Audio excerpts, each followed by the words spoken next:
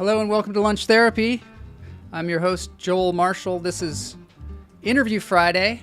On Fridays here on the show, we have interesting guests who come on and inspire us. Today is no exception.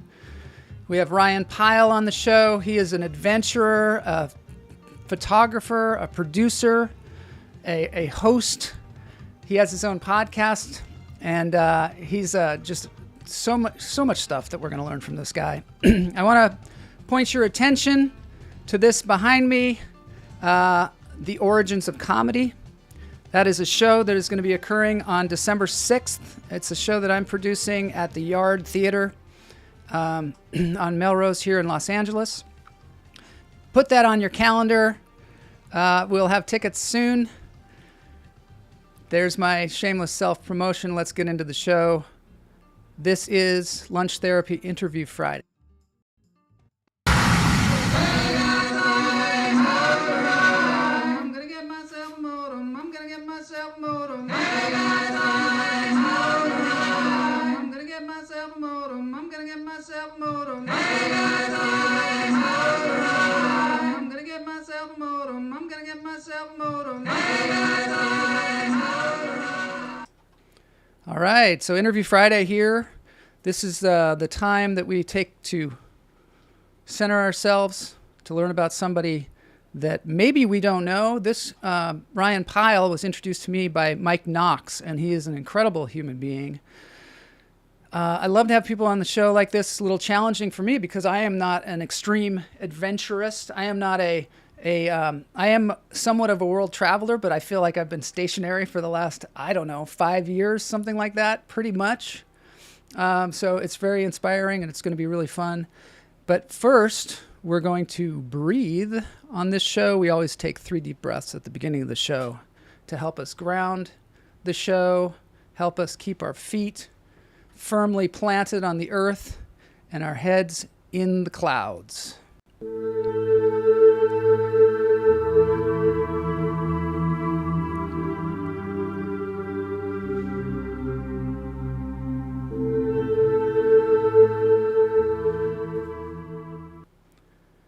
Behind me is Travis Schumacher of Chakra Vibrations. He is doing some sound bowls for us from the Pacific Northwest. We're going to take 3 deep breaths here, in through the nose, out through the toes. Hold it. Let it go. Holy Mary Marks. Great to have you here. Mary is an adventurer of her own. She has been researching longevity recently. Love to hear her comments on that. In through the nose, out through the toes. Hold it.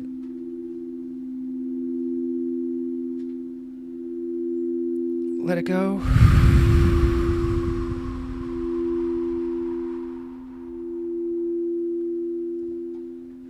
One more deep breath, in through the nose, out through the toes. Hold it. And let it go. This is a live show. It is happening as I speak. It is something that you can watch later on as well. But if you happen to be watching it live, please feel free to join in the conversation. If you have a question for Ryan, or you have a question for me, or you feel like we want to cover some kind of area, please let us know. Howard Aronin says he's a misadventurer. You are a bit of a misadventurer, although Howard's been all over the globe himself, because he is a comedian and also he is a flight attendant. I was there going, stewardess. Boy, am I stuck in the past. Flight attendant, I believe so. And he's been on the show multiple times. Love Howard. Howard is also a poet. Let us know, Howard, if you got a show coming up. Okay, so here, I'm going to see something really cool. This is in light of the fact that I have Ryan on the show and he spent a lot of time in China. I have a hand pan from Cabasao here on the Great Wall of China.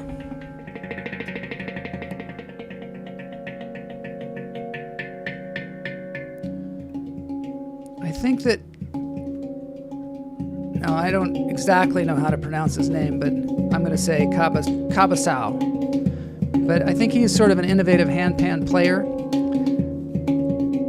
If you see on his YouTube channel, you'll see he gets some different sounds out of this thing.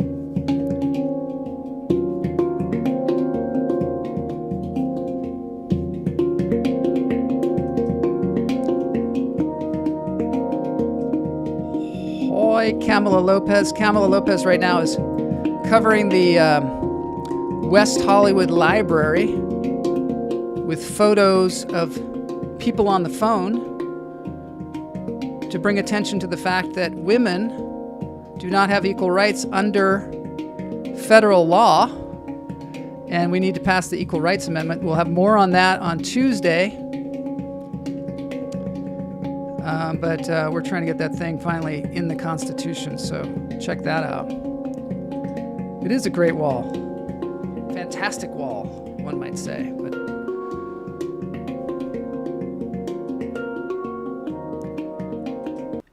and now I want to say thank you to the Patreons who support this show. Mary Mark says pass the ERA. Yeah, it's about time. Thanks to everybody out there who supports this show. They're listed above there. We couldn't do the show without you. And if you go to patreon.com/Joel Marshall, you can contribute to the show. But let's get on with the interview.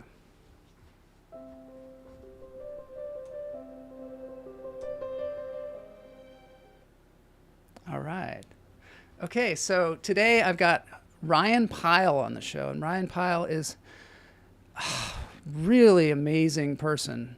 He's from Canada originally. He's a photographer, he's a television producer, and he's a host known for his captivating travel and adventure series. At first he wrote for the New York Times, the Wall Street Journal, Time Magazine. He was traveling in China for many, many, many years. And then his storytelling and his adventurous spirit moved him on to doing television. The first thing that he did was a ride around China and set a Guinness Book of World Records with his brother for the longest motorcycle ride within a single country.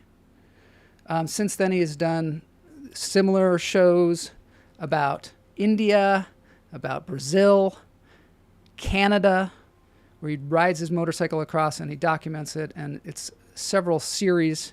They're called Tough Rides. And then that evolved into something called Extreme Treks, which he did for the BBC. He'd go around the world traveling, and we could join him doing that. Currently, he has a podcast called the Ryan Pyle Podcast, and I found out about him through Mike Knox, who is a longtime supporter of the show and frequent guest on the show. And he said, you got to get this guy on Lunch Therapy. So thank you, Mike Knox. There's a really fantastic interview on Ryan's podcast with Mike Knox about the prison system and Mike Knox's experience working for the prison system for 30 years as both a prison guard, and then afterwards he was helping people get back into society as a probation officer. And the realities of that, you'll find out through this interview. It's some pretty heavy stuff. Speaking of some heavy stuff, let's get into this thing. Interview Friday with Ryan Pyle.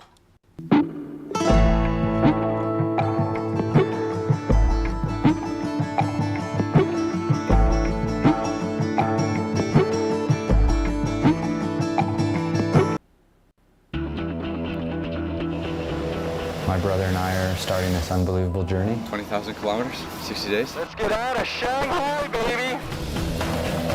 It's really not easy riding a motorcycle around China. Watch out for this yellow bus. Always tight. It's the perfect storm. no way we're getting through here. This must be one of the most beautiful places you could take a motorcycle. Here he goes, he's flying. 100 kilometers of feeling really high, and the next 100 kilometers of just feeling really low.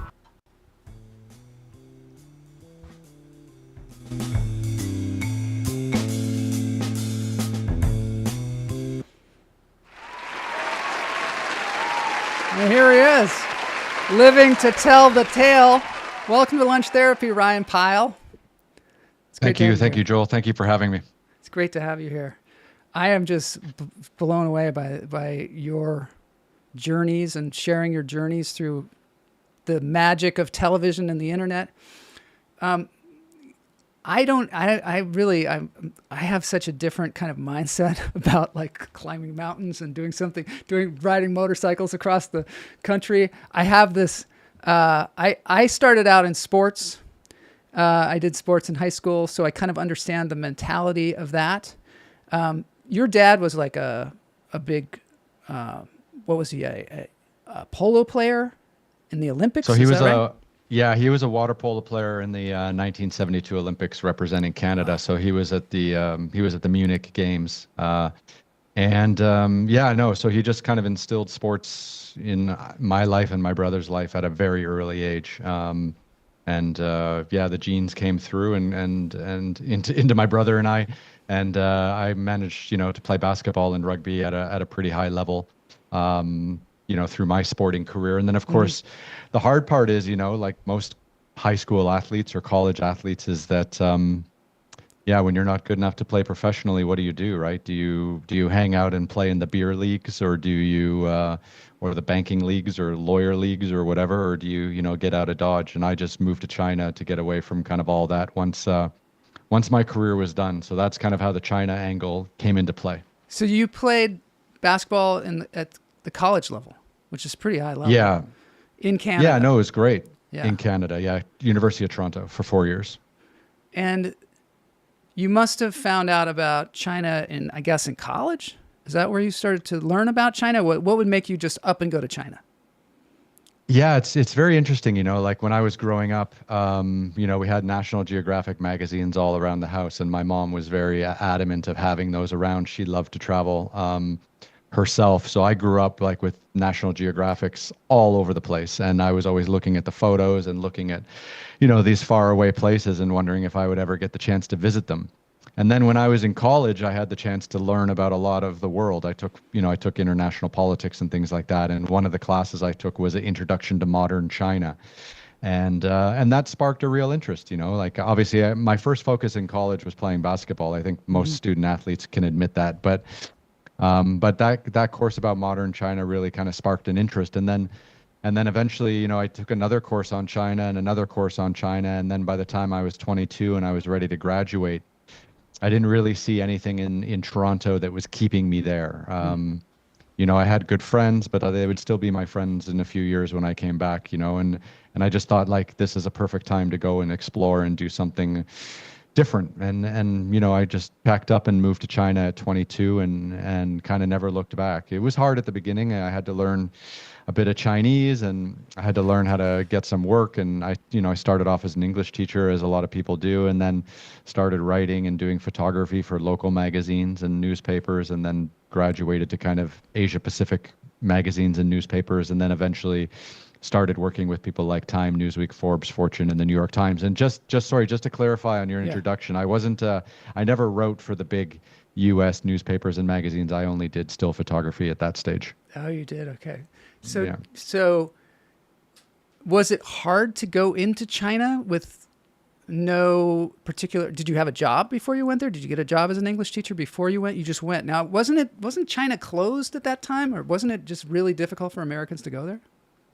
So China went through this massive opening period in the late 1970s and early 1980s, right? That was like the reform and opening era, like Deng Xiaoping, the premier of China at that time, basically said China was open for business. And then in the 1980s, China really opened up and liberalized incredibly quickly. And then there was the Tiananmen Square crackdown in June 1989. And then after that, China was, I think it was like a self-imposed closing of China from, for about 4 or 5 years after that Tiananmen crisis. And then the late half of the 90s and then the early 2000s, that was when China started to open up again. So by the time I went there in 2001, it was really quite open and thriving and developing a lot. So it was a really exciting time to be in China. The first decade of the 2000s when things were really changing, and of course,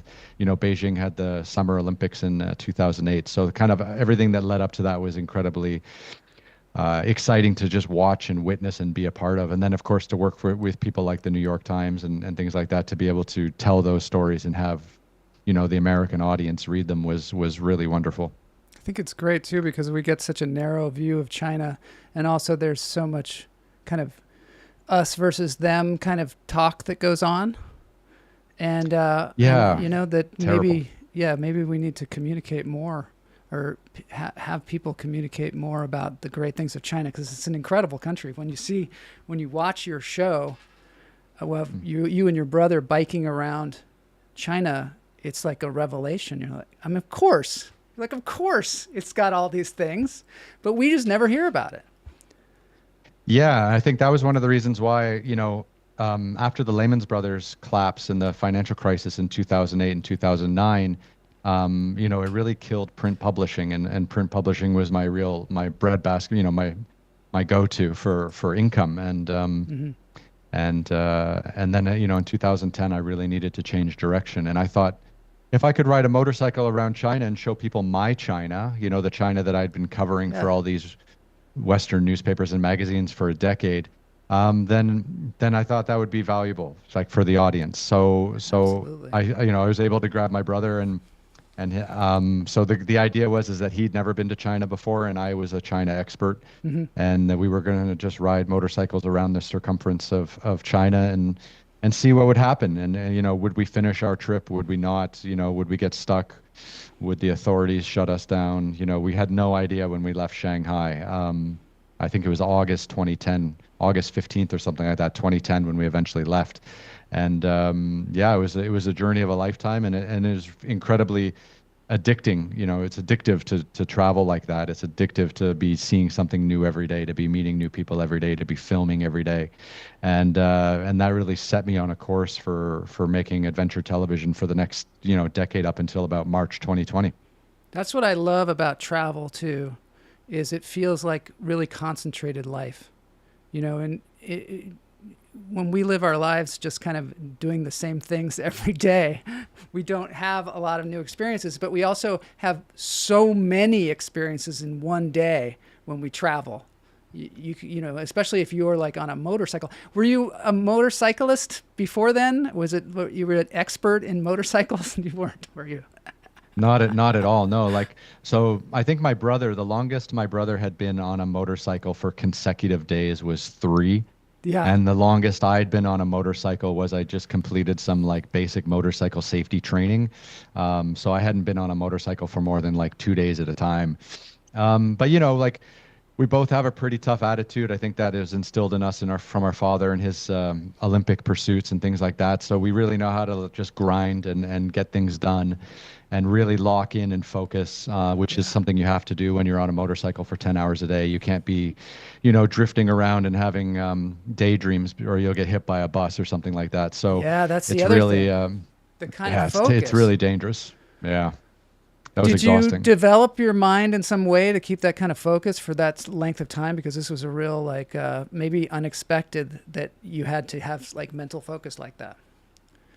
We didn't really know what we were getting into. And then, after day 10 or something like that out of 60, we were just exhausted. And it was just because the traffic was so bad. I mean, as we started to move west, China, into more remote regions of China, the roads got much emptier and the riding got much easier. Actually, it was the intense traffic on the East Coast. And for people out there who don't know, 90% of China's population lives on those eastern provinces, near the China Sea. So once you start driving 2 or 3 days west in the country, things really kind of empty out. So it was quite lovely. Kind of, we went up north to the border of North Korea, and then when we started going west after that, towards the border of Pakistan, yeah, that was when the riding kind of really became enjoyable and fun. And it wasn't, you know, it wasn't like a white knuckle ride Right. through like a city of 20 million people and then getting stuck in traffic. But Yeah. China was much safer than India. I think India, you know, we did India a few years after that, and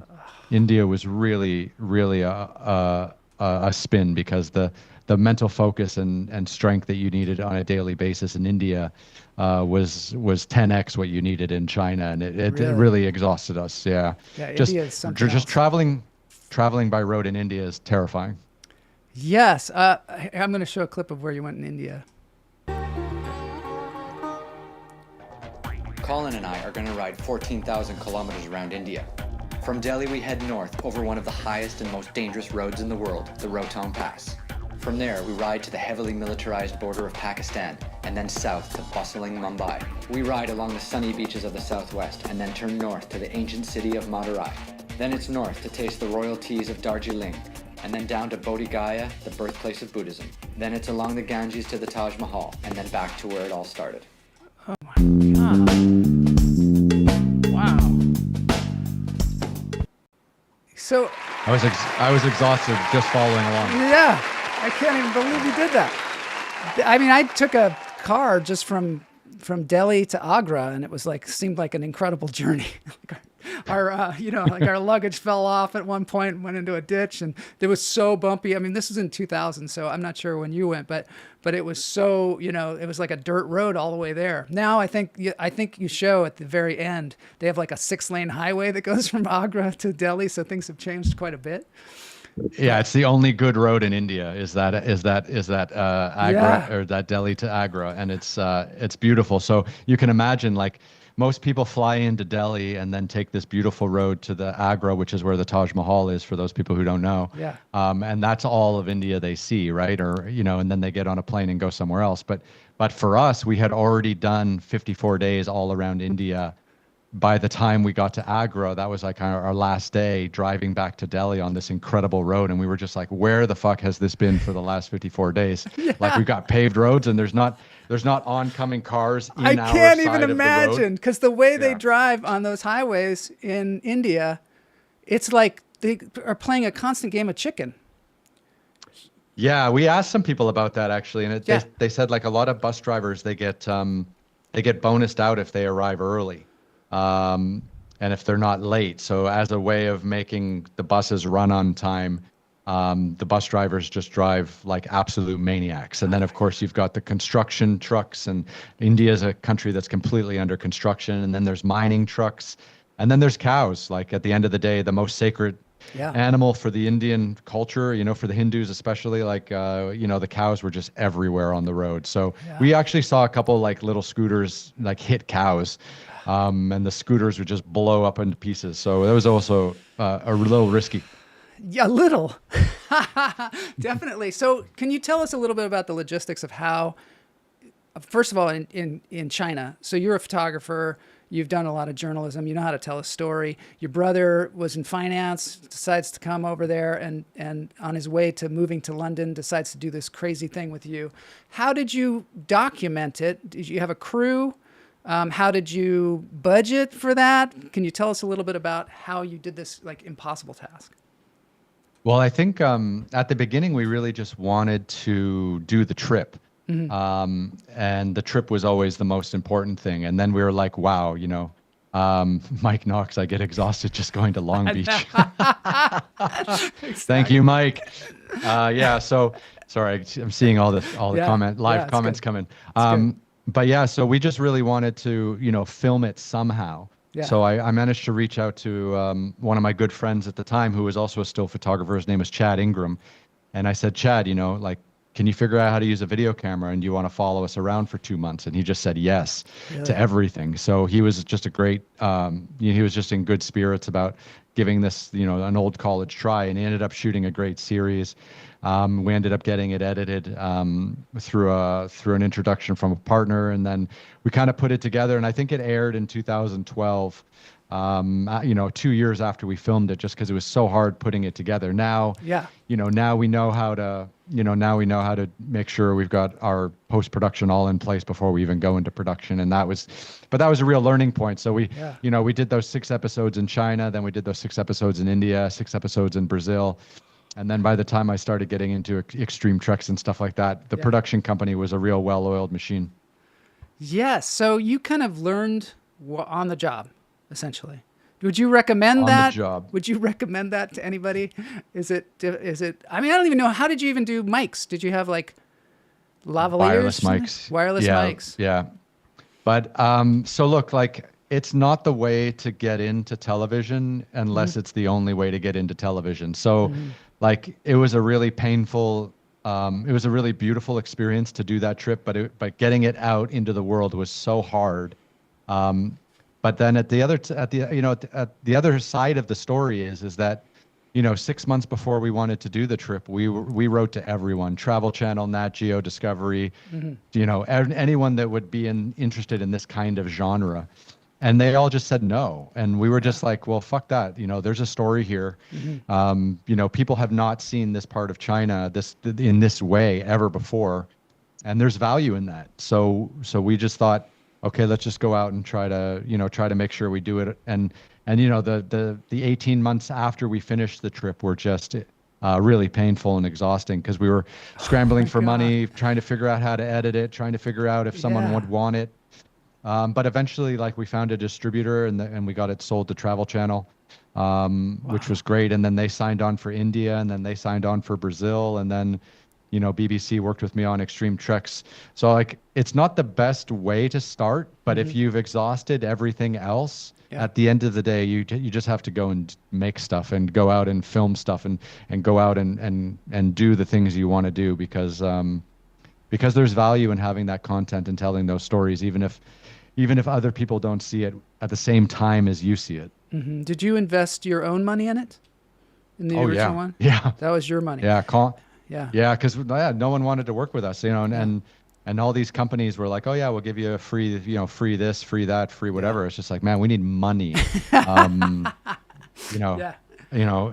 We're spending, the gasoline alone when you're doing, petrol alone when you're doing almost 20,000 kilometers around China. It was just insane. And of course we had a SUV as well. Yeah.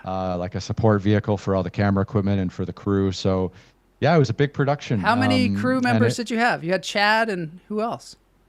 That was it, really, actually. Just Chad shot the whole thing by himself as a solo cinematographer. And then we had some translators who helped us out along the way. So we weren't able to lock in one translator for the entire 2-month journey. So we had 4 different translators help us out along the way. So in different places, because different parts of China, they speak different languages and they have different dialects. So we were able to kind of, like, in the Xinjiang Muslim part of China, we had someone from that area help us. And then in Tibet, we had, a Tibetan man help us. So it was really like traveling in many different countries all in one road trip. It was really wonderful. You must have had so much footage when you came back too. I mean, oh, God. And at the time, that must have been very difficult to handle, especially because hard drives and things like that were not as large as they are, or portable as they are, and things, and that must have been impossible to sort through. What a monumental task that alone is. And were there times where Chad wasn't filming and you're like, oh, you totally missed that? Like, did you miss anything that you felt like? Oh, we missed a lot. I wish I had that moment when the scooter hit the cow or whatever.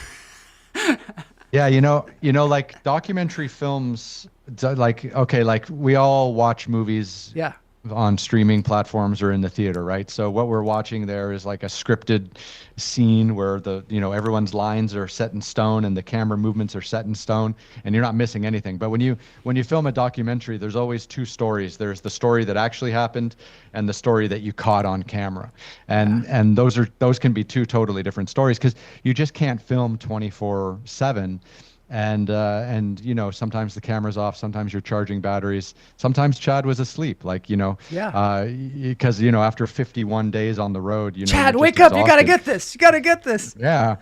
So, or sometimes Colin and I were just totally zoned out and exhausted, and we just wanted to get to the next hotel or to the next campsite. Yeah. So, you know, you have to just balance all of those things, keep morale high, make sure that you're communicating with everyone. And it really does become like these kinds of like long documentary film shoots, like 60 plus days. They really become like a war of attrition. They really become something where Yeah. you're kind of all going off to war together. Like, I know war is a terrible thing, and at the moment that's probably not a great reference to make, but Yeah. you're kind of, you know, you're all going off together to make something really difficult and challenging. And the most important thing is that you all are still friends at the end of it. And, you know, luckily we were. Wow. Yeah. Did you get in any huge fights, the three of you? Or two of you? You and your brother? Your brother's like, why did you bring me into this thing? No, I mean, you know, we definitely had a lot of tough days, Yeah. but we never turned on each other the way That's American good. television would have make it assume that all people If it, turn on each yeah, other. if it was The Amazing Race, they would have had a big blow up somewhere along the line. Of course, but that doesn't, you know, that just brings out the worst in everyone. Like, Yeah. you know, and it's funny because the first editor we interviewed or we were looking at hiring, that was all they wanted. They just wanted to pick out all the conflict between my brother and I. And it's just like, man, we're not those kind of people. It's not that kind of show. Yeah. Like we wanted to find the positivity in doing the trip together. We wanted to find the excitement of doing something around China together. But it's amazing. Like with the first few people we started talking to, once we did that, they just wanted to nitpick on internal conflict, and we just absolutely said no to that because it wasn't the story we wanted to tell, and it still isn't. You know, 15 years later, like that kind of content, obviously it reigns supreme on our television networks, but it's really toxic. It is toxic. How? Yeah. What do you do when you're doing that ride and you just don't feel like getting up in the morning, and you know, do you get like real lows? How do you get yourself out of a funk if you're like in it? Yeah, I mean, it's the same thing you do when you wake up at 5:30 in the morning and you don't want to go to basketball practice, but you're in your third or fourth year at the University of Toronto, and you know, you've made a commitment, and you know, to your coach and to your teammates and things like that. It's just the same thing. You just get up, get on the bike, and push through the day, even if you don't want to. Sure, there were plenty of days like that where the body was saying no, the brain was exhausted. But yeah, you just kind of have to keep fighting. And I think that's where the mental toughness and that sporting background really does come into play, because I think, you know, a lot of people might have quit along the way or turned around, you know, after an accident or after, you know, a scary dust storm or whatever, or a rainstorm or a hailstorm. You know, there were tons of those moments. But they really just kind of strengthened our resolve. And again, that, you know, that goal of just getting back to Shanghai, getting home. We actually started and finished the trip right in front of my house in Shanghai, China. So kind of the idea was to always get back home safely and tell the story of China, like on two wheels, and not just the story of two brothers shitting on each other or arguing with their cameraman or creating some kind of false drama, which no one would have bought into. So it was, no, it was a powerful trip, and it was tough to do, but it inspired us. And the fact that we did it gave us a lot of confidence to go out and do it again. Did you learn anything spiritually through your trip through China? I mean, spirituality is a strange kind of thing, strange concept, at least. Yeah. You know, I'm not a big fan of like organized religion, but you know, my brother and I definitely connected in a way that we hadn't in a long time, because we'd been living apart at that stage for about 10 years. My brother, when I moved to China in 2001, my brother stayed in Canada. So, you know, we were literally on opposite ends of the world for a decade. So, you know, we really connected in a positive way after being away from each other for so long, which I think was very spiritual and really wonderful. And then also too, you know, you just spend hours every day inside your own helmet thinking. You know, you know, why am I here? Are we going to survive? Are we actually going to make a TV show out of this?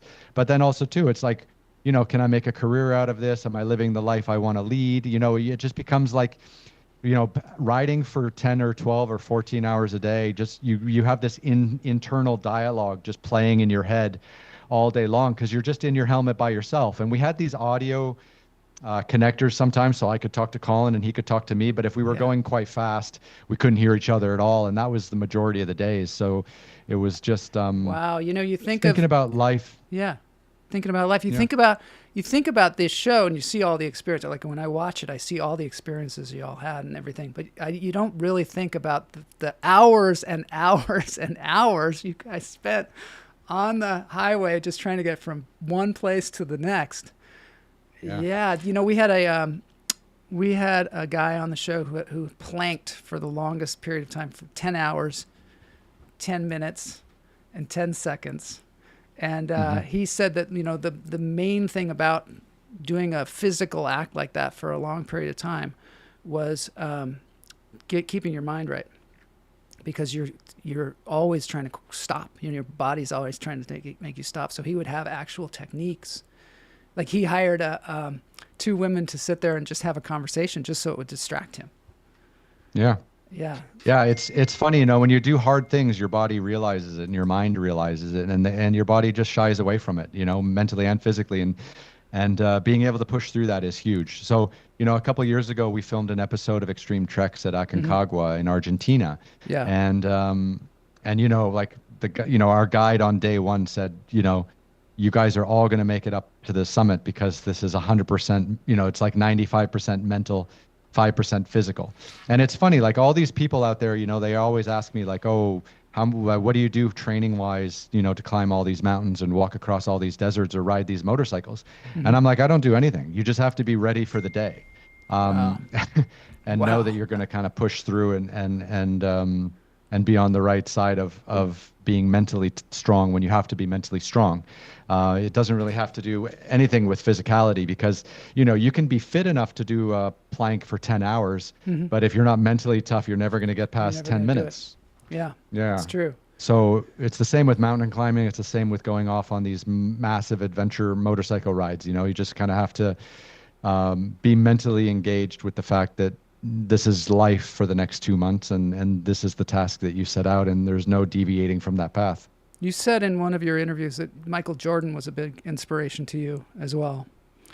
Oh man, up. I mean, I grew up in the 80s, you know, Magic, Bird, Jordan, his dominance, his mind games, his mental toughness, his gambling, his absolutely, you know, refusal to bend the knee to anyone. You know, he just dominated in a way that had never really been done before, I think. And it was, you know, it was exciting to watch someone just not take anyone else's shit. And I love that. So it you know, obviously he's been a role model for people all around the world. And for me as a young basketball player and trying to understand the mental game of, you know, how to beat people with your brain. I'm going to play just a little bit of this. There's some drones from Brazil when you were in Brazil. Oh yeah. Beautiful Tough stuff. Rides Brazil. Yeah.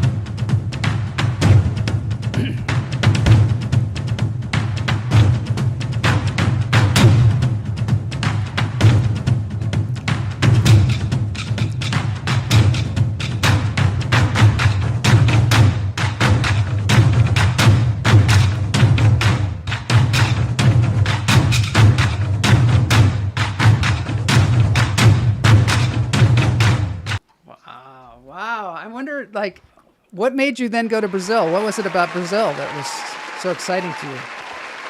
Yeah, you know, it's just, oh, I got all the clapping and the applause. Thank you. That's right. No, I mean, it's just this desire to keep pushing boundaries and seeing new places and being curious. You know, I'd never, at that time in my life, I think that was 2015, we went to Brazil and did, so we did, in 2010, we did Tough Rides China. 2012, we did India. 2015, I did Brazil solo because my brother had retired by that stage. But yeah, I'd never been to South America before. Brazil is this beautiful, massive country with lots of diversity, and yeah, that's the great thing is, like, when you have to tell stories, you have to look for the best places to tell those stories, and Brazil just jumped out at me. You know, you've got these massive cities like Rio de Janeiro and Sao Paulo. You've got the Amazon jungle. You've got the, you know,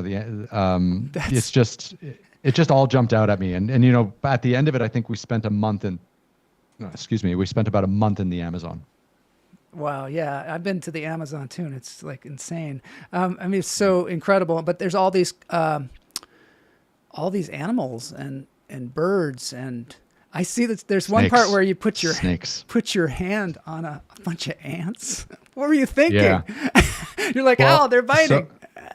Yeah, so our guide, so one of Yeah. the things we did, I wanted to spend a night in the Amazon jungle and like in the deep Amazon. Yeah. And because I just wanted to have that experience to see what it was like. So Yeah. we found this wonderful Frenchman who runs these little tours in the Amazon, and he works with all these incredible indigenous people who are native to the Amazon region of Brazil. And we went out and did this overnight in the jungle. And, he said, okay, like, show me your bug spray. And I showed him, we brought bug spray with us. And then he just took it from me and he threw it and he's like, nah, fuck that. Like the best bug spray in the Amazon are these ants. And you have to put your hand on the tree and then the ants cover your hand.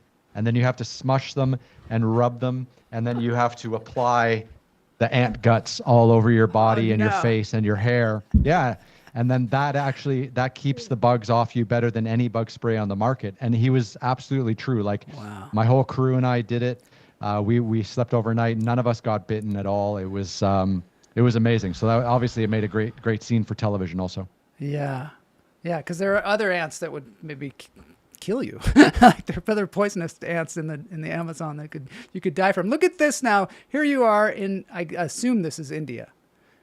No, it's Morocco. It's Morocco. So yeah, so jump forward a couple of years to extreme treks. Yeah. So eventually I didn't want to get pigeonholed as just being like a motorcycle guy. Yeah. And I love riding motorcycles and exploring countries, but you can't do that often. The audience does get kind of saturated. But I came up with this idea of doing extreme treks where I could do 8 episodes a year, 8 different countries, 4 continents. And this was our episode in Morocco. I was in the night market in Marrakesh, and there's a snake charmer there. And, he was quite fun with the camera and he liked being on camera. And we asked him if he could do some stuff with me on camera with the snakes. And he said, no problem. And he wrapped a couple snakes around me and made me play with them. And he had his little flute that he was playing and everything like that. And it was great for television. There was a lot of people around watching, which was a lot of fun. We tipped him and said, thank you so much for, making a nice little scene for our show. And he was sweet and he offered us some tea. And, that's just the moments I remember behind the photograph. Yeah. So the BBC by then was funding this? Or would they give you money and then you would go off and shoot 8 episodes, or did you have to shoot 8 episodes and then they give you money? So all of my TV shows are independently funded. So at the end of the day, I actually own the rights to all my shows, and the way I was able to do that was I was able to fundraise using corporate partners, fundraise through my speaking events, which I was doing a lot of before COVID. And then I also had a lot of corporate jobs and corporate partners and things like that. So I was able to scramble together enough money to do the shows, and then I would sell them after the fact. And then I had a long-standing partnership with BBC where they would, they would take the shows and then chip in as well after the fact. So I pretty much had to assume all the risk up front. But then, of course, I had pure and total freedom, which is what I really wanted. So and at this stage, Chad was still my cinematographer, my director of photography. And then I was also working with another man named Jesse Rosenberg at that stage. So the 3 of us, with no one really telling us what to do, we were able to travel the world completely freely for 5 or 6 years there without stopping. And we ended up making 4 seasons of extreme treks over that period of time. So it was really wonderful to be in that kind of rhythm where we were just filming basically 2 weeks on, 2 weeks off all year round, and for 4 or 5 years in a row. Yeah. Now, when you started doing extreme treks, all of a sudden you're like a mountain climber. You're climbing all these mountains and you're standing in these places where it looks like you're going to fall off. I can't really show those, I think, because BBC always gives me a hard time if I play any kind of clips from there. But Sure. There's some crazy shots of you up on mountains. And were you a mountain climber? Was this like the motorcycling where you were not a mountain climber and then you suddenly are a mountain climber? Or what? Did you train? What happened here?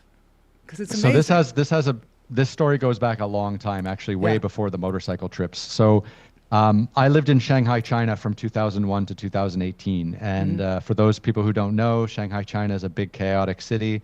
It's like 30 million people there. And being in the city all the time was really stress-inducing. It's loud. People are trying to get everywhere on time. Everyone's late.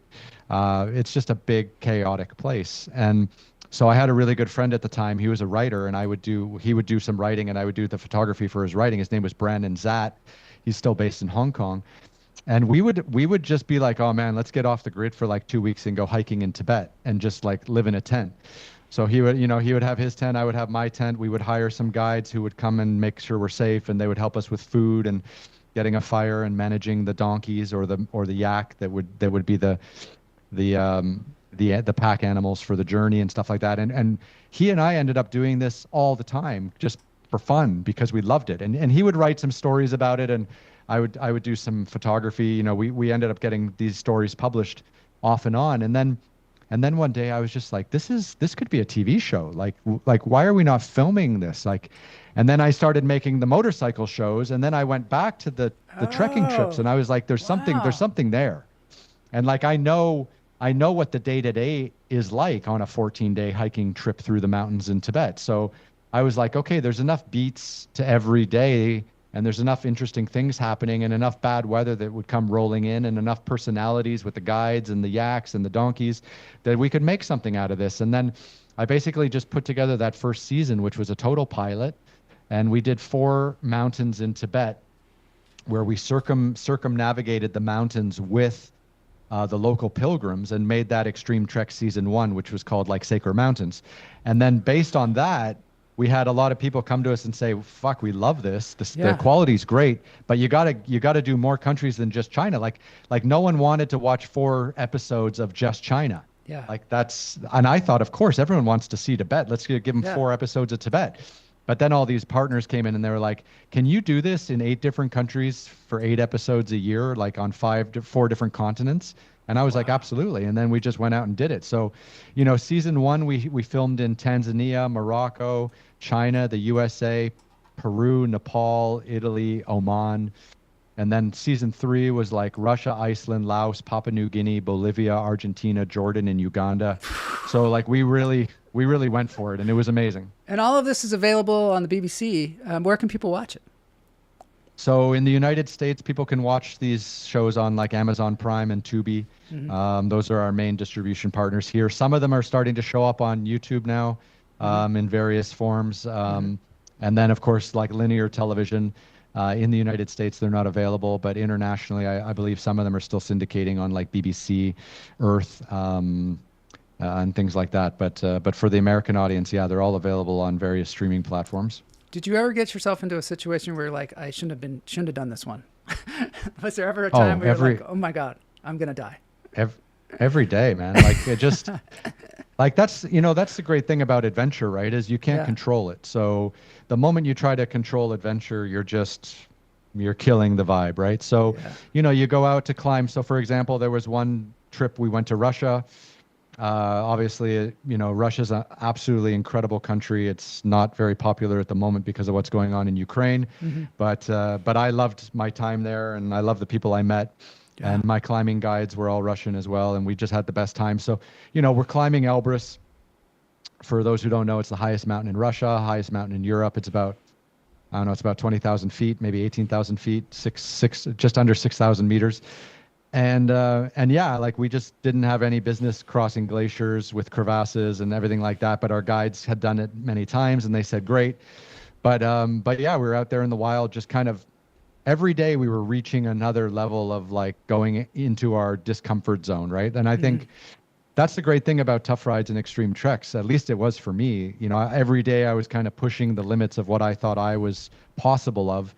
And only when you kind of go out and live on the edge, and kind of embrace that discomfort, can you really grow and develop and really learn something about yourself, I think. So our whole idea was kind of living in our discomfort zone and in order to tell a story and really see something spectacular. And, summiting Elbrus was incredible. That's obviously where everyone wants to take their photo. But the thing I remember most was leaving at 2 a.m. on summit day, and at about 5:30 in the morning, 4 or 5 hours into our climb up this sheer glacier, the sun came out. And for the first half hour, it was just pink and beautiful. And there you are, you can't breathe. Yeah. You're trying to huff and puff and stay alive. and it's minus 30 degrees Celsius, which is almost minus 30 degrees Fahrenheit. And the sun comes up and brings tears to your eyes. And then, all you got to do is get through another 6 hours of this, and then you'll make it to the summit. So, those are the days that you're pushed to your absolute limit. And then, you get that confidence of being successful in the outcome, which makes it all worthwhile. Wow. You have some miraculous experiences. We've seen a lot. Yeah.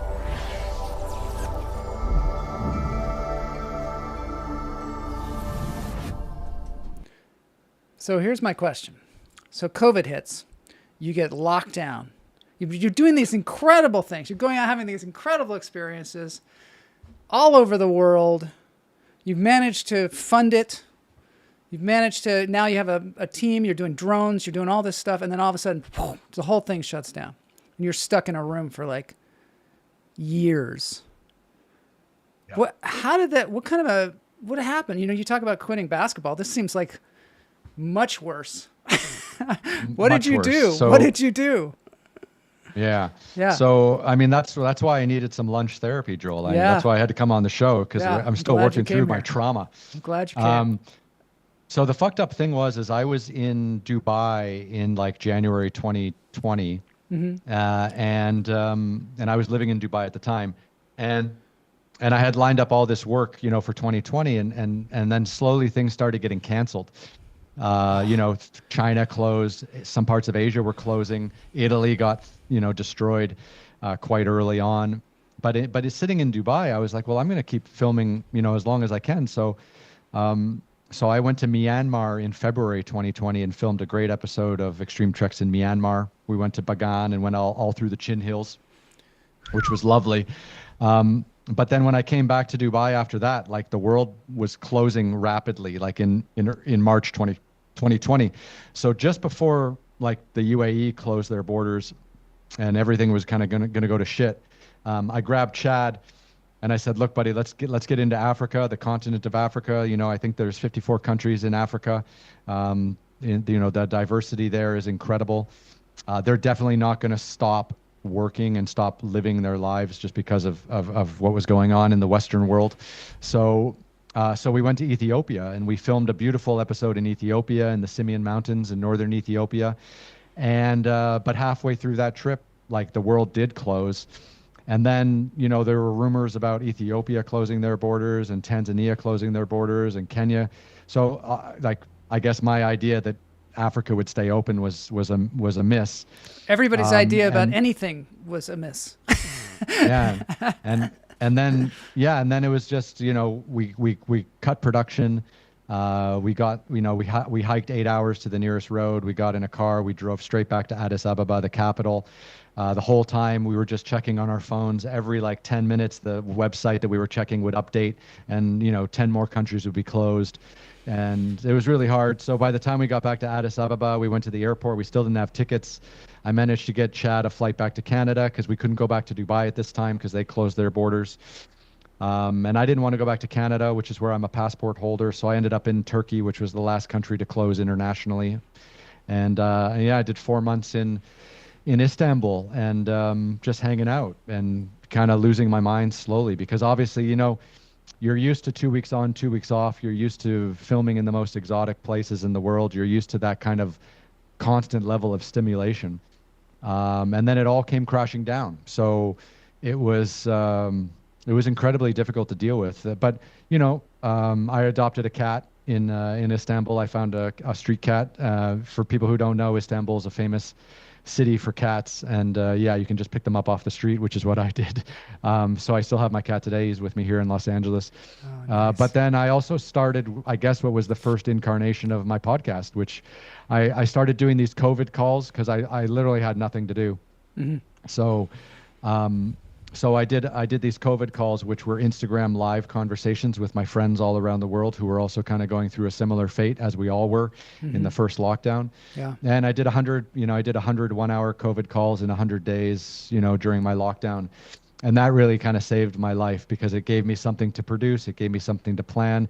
I was having these connections with all my friends through Instagram live and things like that. And that was really the first incarnation of of what I'm doing now, which is the podcast. And it was, it was a blessing in disguise. Like at the time I was incredibly frustrated, but looking back, it was, I look back on it as a better time than I did when I was going through it.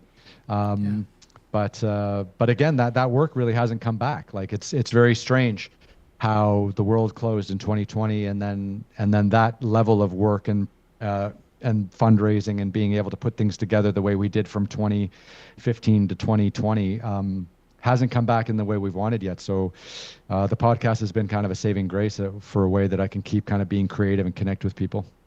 What have you learned in interviewing people about the interviewing process? Yeah, I think, I love to listen. So, I mean, today you're asking me questions and I'm doing a lot of talking, which is great. But, I love to listen and ask people questions and get to know someone. And that was the part I loved about my TV show all those years. That was why I loved journalism so much, is, going to travel with the New York Times to a new place, getting to interview someone, to meet someone new, to understand their perspectives, their way of life. I really think it's enriching. It definitely enriches my life. It enriches my experiences. It enriches my perspective. And, the goal, I think, is to just kind of educate yourself every day somehow. And the podcast is wonderful because I have all these incredible people that come to my studio. They dedicate time out of their lives, to come and talk to me. And I try to be as, on and in the game as possible on the day, and try to dig deep and find out, the story of their life or the story of their career or wherever it takes us. And I absolutely love it. And even when I do get back to making television full time, I'm going to keep the podcast up because it's such an integral part to my happiness. And I'm making great friends as well. Yeah. Yeah. I think people are so fascinating. And also a lot of times when you see people being interviewed, there's like a set of questions, or there's not enough time, or it's you just get like kind of a surfacey thing.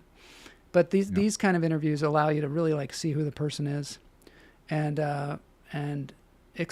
also it's inspiring to see how other people think. Because one of the things that I get from you is you don't necessarily have a plan. You more listen to what's going on. I mean, you obviously are a producer, so you plan.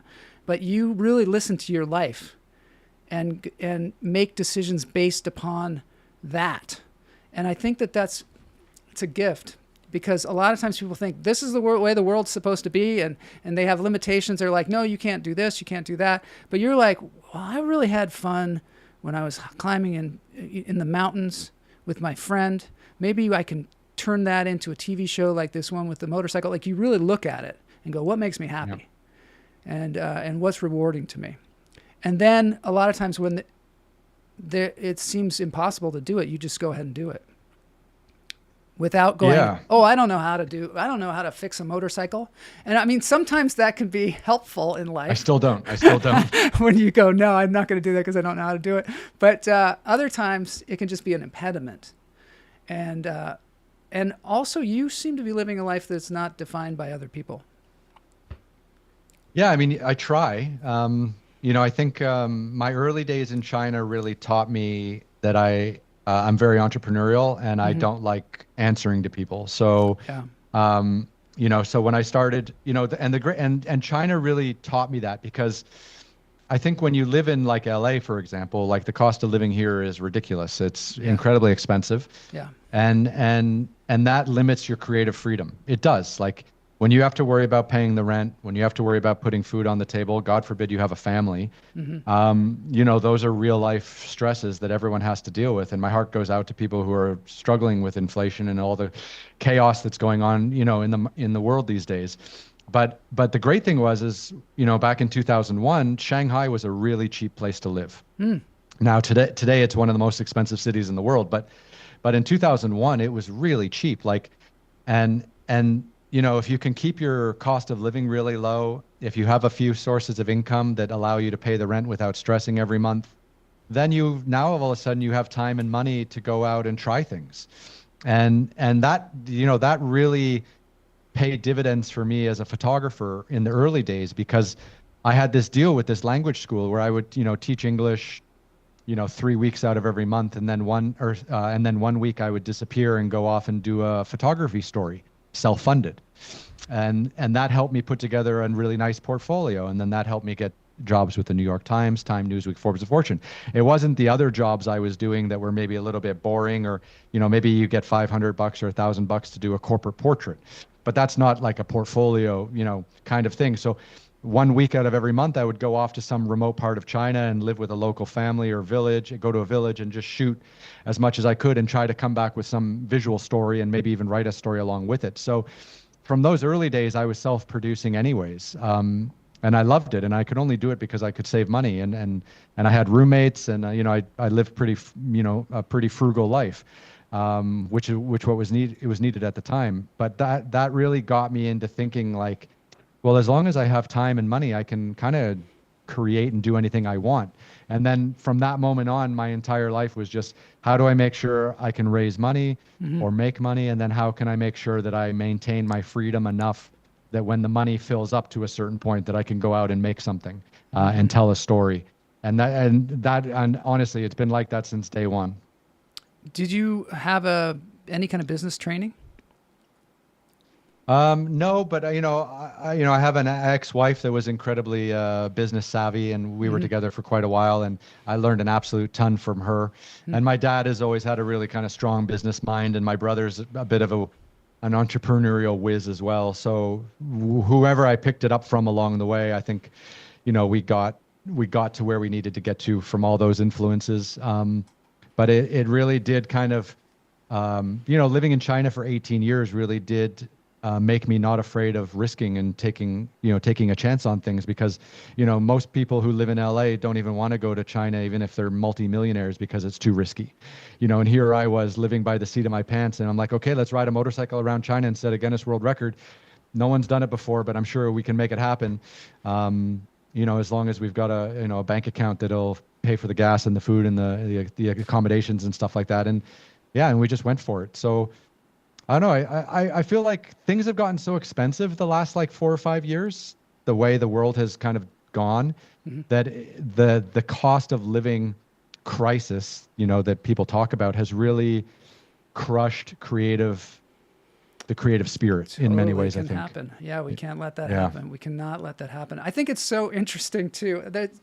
I think it's your brother who said this, that he saw the movie Wall Street, like back in the 80s, and was like, and the thing that he got from it was, at some point, Charlie Sheen says, I'm going to go to China and ride my motorcycle around China. And that was the inspiration. I think that's cool that you watched that movie and that was what you got out of it. Well, it's funny. I don't think my brother and I ever watched Wall Street together. Oh, really? But we've both watched it at different times and took different things of it. And my brother loves doing entrepreneurial things, and he loves but he loves his life more. I think he loves kind of cashing out or taking time off and doing things like these days he's running like ultra marathons. He does these like 50 kilometer runs like all the time. He's insane. Wow. But he loves this kind of like this idea of getting out of the rat race. So when Charlie Sheen said that, Charlie Sheen was like, I want to make enough money so I can just go to China and ride a motorcycle for months without having to talk to anyone. That really hit with my brother. And then I was living in China. Yeah. And then I knew how to do the trip. So it was great. That's hilarious. All right. Well, we've reached the end of the hour. It's been so informative and so entertaining to hear you talk. I can't wait to see what you do next. You know what I mean? Like, I don't know. I'm sure you have something in the works. At the end of the show, we play a cover song. Okay. People should go to ryanpyle.com. That's where you're going to be able to track what's going on with Ryan. He also has a fantastic YouTube channel that is Ryan Pyle. I mean, you just Google Ryan J. Pyle. Ryan J. Oh, you're right. Ryan J. Pyle. Through the J. Someone got to YouTube before I did. So Can't believe it. It's funny though. You know what? Yeah. This guy named Ryan Pyle wrote me a couple months ago, and he's also a Ryan Pyle who's based in the United States, and he wants to come on my podcast because he thought it'd be funny with two Ryan Pyles talking to each other. You're gonna do it? Yeah, for sure. Yeah, we're gonna try to line it up at some stage. But so someone else got to Ryan Pyle on YouTube, but all my socials are just Ryan Pyle except YouTube. YouTube is Ryan J. Pyle. Good to know. But you can also just go to the website and click on the links there to go to any of the social networks. That's funny because whenever I see somebody with Joel Marshall as their name, I try and friend them on Facebook Yeah. or it's, Instagram. It's addictive. It's like, It who are is. you? There's another guy out there just like me. Yeah. Yeah, it's also scary when you Google yourself and there's obituaries for people named Joel Marshall. But that's Yeah, life. I found That's life. I found a Yeah. few. Yep. All right, so now we're going to listen to a song. It's a cover song of a Tom Waits song. This is the dance break, so we're going to listen to a little bit of that and say goodbye to everybody. Thanks so much for being here, Ryan. It's been a gift. And thanks everybody in the chat room for being here. And also thanks to Mike Knox for suggesting this incredible guest. All right, dance break time. Absolutely. Thank you.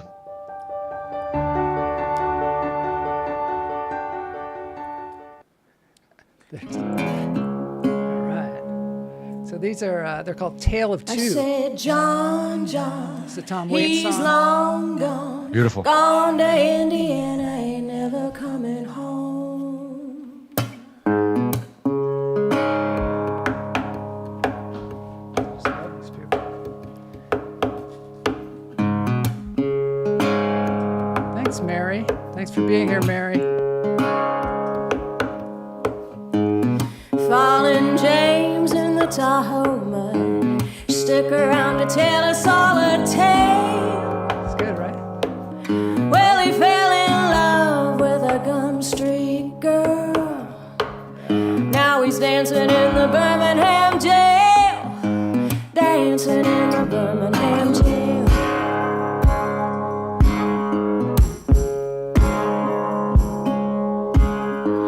You took $100 off a slaughterhouse, Joe. Bought a brand new Michigan 20 gauge. He got all liquored up on that roadhouse corn. Blew a hole in the hood of a yellow Corvette. A hole in the hood of a yellow Corvette. I said, John, John, he's long gone. Gone to Indiana, ain't never coming home. I said, John, John, he's long gone. Gone to Indiana, ain't never coming home. All right, thanks everybody.